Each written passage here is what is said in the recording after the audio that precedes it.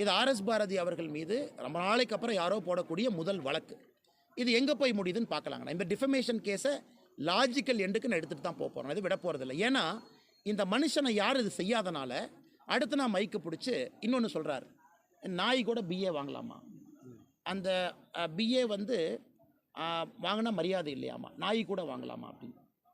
இவங்க நினைக்கிறாங்கன்னா அந்த பிஏ வாங்குறது உதயநிதி ஸ்டாலின் மாதிரி அண்ணா யூனிவர்சிட்டிக்கு போகாமல் எங்கேயோ பரீட்சை எழுதி வாங்குறது, டிகிரியே இல்லாமல் இவங்க பாட்டு டிகிரி வாங்குறது. இங்கே பிஏ படிக்கிறவங்களாம் கஷ்டப்பட்டு டவுன் பஸ்ஸில் போய் ஏறி இறங்கி வெயில் நடந்து ஏதோ ஒரு ஜெராக்ஸ் கடையில் புக்கை ஜெராக்ஸ் போட்டு அதை கஷ்டப்பட்டு படித்து அந்த குடும்பத்தில் முதல் தலைமுறையாக டிகிரி படித்து உருண்டு பிறண்டு படிக்கிறவங்களாம் நாயாமா.